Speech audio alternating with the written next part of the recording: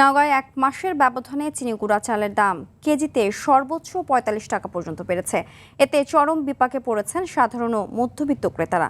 চালের এই বাজার অস্থিতিশীল হওয়ার পেছনে কর্পোরেট প্রতিষ্ঠানগুলোর আধিপত্য এবং অবৈধ মজুতদারিকে দায়ী করছেন খুচরা ও পাইকারি ব্যবসায়ীরা। নওগাঁ প্রতিনিধি আরিফুল হক সোহাগের পাঠানো তথ্যচিত্রে আরও জানাচ্ছেন আবরার মাহি। AKS অর্জন করল Guinness world records. AKS Naogaon পৌর খুচরা ও পাইকারি চাল বাজারে সপ্তাহের ব্যবধানে আতপ চিনিগুড়া চালের দাম কেজিতে বেড়েছে ২০ থেকে ২৫ টাকা, আর মাসের হিসাবে কেজি প্রতি প্রায় ৪০ থেকে ৪৫ টাকা বৃদ্ধি পেয়েছে। শুধু সুগন্ধি চালই নয়, বস্তা প্রতি ১৫০ থেকে ২০০ টাকা পর্যন্ত বেড়েছে কাটারি ও জিরাশাইলের মতো চিকন চালের দামও। চালের বাজারের এমন ঊর্ধ্বগতিতে ক্ষুব্ধ ক্রেতারা।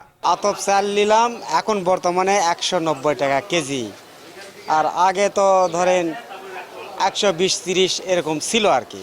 বাজারটা যদি নিয়ন্ত্রণে আসতো আমাদের জন্য ভালো হতো। আতপের চাল প্রতিদিন দাম বাড়ছে, বস্তায় ৫০০ থেকে ১০০০ টাকা।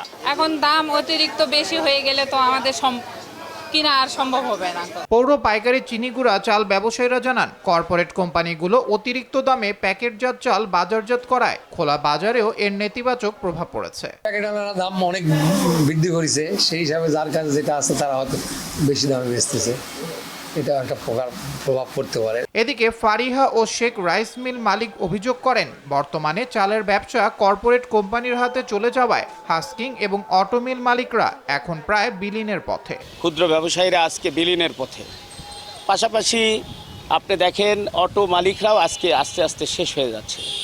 আজকে প্যাকেজিং জাত এই যে বাজার ছাড়া যে অনেক মূল্য নেওয়া, এটা আসলে একটা অসৎ উদ্দেশ্যে এগুলো করা। বাজার মনিটরিং ব্যবস্থা জোরদার করার পাশাপাশি অসাধু ব্যবসায়ীদের সিন্ডিকেট ভাঙতে সরকারের হস্তক্ষেপ কামনা করেন ভুক্তভোগীরা। আবরার মাহি, RTV।